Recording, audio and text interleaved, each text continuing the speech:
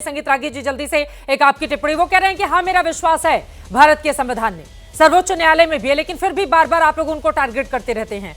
वो कह रहे हैं 370 को लेकर हमारा जो मंसूबा है उसमें हम कामयाबी पाएंगे और उसके लिए लंबी लड़ाई के लिए तैयार हैं। संगीत रागी साहब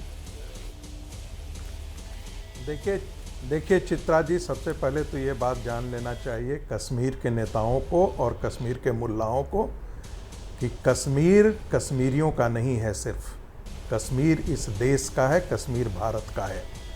दूसरी बात इन मुल्लाओं को जान लेना चाहिए कि कश्मीर के भाग्य तय करने का अधिकार वहाँ की जनता को नहीं था, वहाँ के महाराजा को था और न उस गद्दार शेख अब्दुल्ला को था जिसके बारे में कांग्रेस पार्टी ने इतना बढ़ा चढ़ाकर 70 साल में खड़ा किया शेख अब्दुल्ला के। मैं इसलिए कह रहा हूं कि उसी गद्दारी के कारण देश के साथ गद्दारी के कारण शेख अब्दुल्ला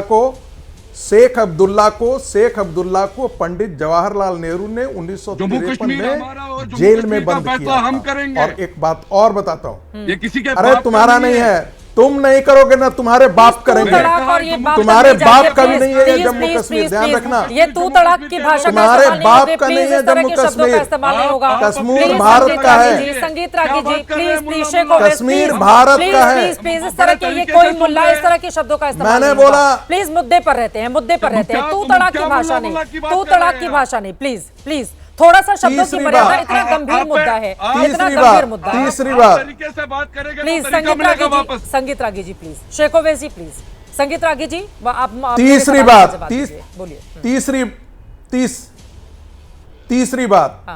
बात 1900 ये सारे चाहते थे, ये जितने शेख अब्दुल्ला और उनके वारिस है नेशनल कॉन्फ्रेंस, ये देश में सॉफ्ट टेररिज्म को कश्मीर में प्रमोट किया। पहली बार 1971 में इनको लगता था कि पाकिस्तान और इनके परदादे उधर से आकर के कश्मीर को आजाद करा देंगे ये सारे इस्लामिस्ट फोर्सेज।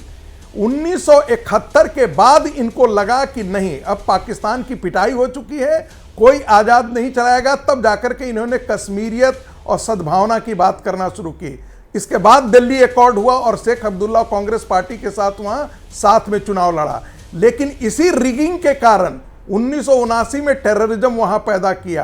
देखिए ये चीज ध्यान रखना चाहिए। मैं तो बार बार ये कहता हूं, जिन लोगों ने ये कहा था कि वहां पर चुनाव किए जाएं, उनको ये समझना चाहिए था कि कश्मीर के अंदर जिहादियों के जब तक दांत नहीं तोड़े जाएंगे, उनको पीट करके ठीक नहीं किया जाएगा, तब तक वहां चुनाव कराना ठीक नहीं है। ये जिहादी फिर से चाहते हैं कि कश्मीर के अंदर जो है पहले की ही तरह जो है वो बम फूटते रहे, बम धमाके होते रहे, लोग मारे जाते रहे।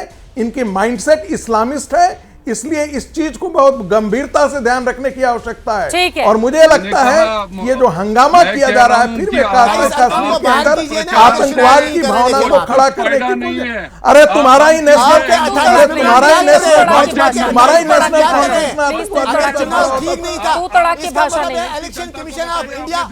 इलेक्शन कमीशन ऑफ इंडिया की विजडम पर आप शक करते हैं। देश की महंगाई पहुंचाई कहाँ? आपने देश के लिए क्या अच्छा किया? बस हिंदू मुस्लिम कौन क्या खाता है, कौन क्या पहनता है, यही हमारा देश है। यही शेख अब्दुल्ला को शेख अब्दुल्ला को वही देश की आवाम को शेख ओवैस साहब ये कह रही है 370 हटाकर बहुत अच्छा किया। और इस मुद्दे पर ये लोग चुनाव में भी गए और जनता का समर्थन उनको मिला। शेख ओवैस साहब अगर सिर्फ कश्मीर को छोड़ दें तो जम्मू में तो सबसे बड़ी पार्टी है ना बीजेपी। प्लेबेसाइट फ्रंट किसने बनाया था? ठीक है, लेकिन तू तड़ाक की भाषा का इस्तेमाल नहीं करेंगे। ठीक है, सलमान निजामी जी की एक टिप्पणी में ले लेती हूं। सर आप बार बार शेख अब्दुल्ला की बात कर रहे हैं संगीत रागी जी।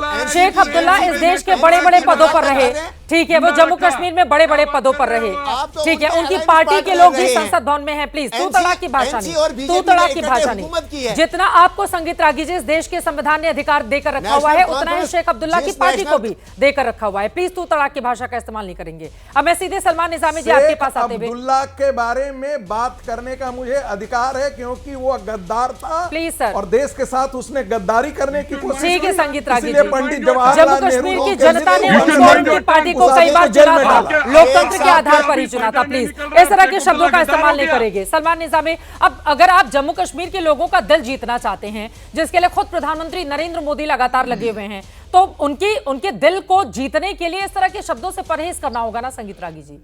वो लगातार वहां पर कोशिशें कर रहे हैं, विकास के तमाम कामकाज वहां पर किए जा रहे हैं, और फिर जब हम मुल्ला और इस तरह के शब्दों का इस्तेमाल करेंगे, जमहूरियत कश्मीरियत का नारा अटल बिहारी वाजपेयी ने दिया था, उसको बढ़ाने का काम नरेंद्र मोदी कर रहे हैं, तो इस तरह के शब्दों से क्या तकलीफ नहीं होगी वहां की आवाम को?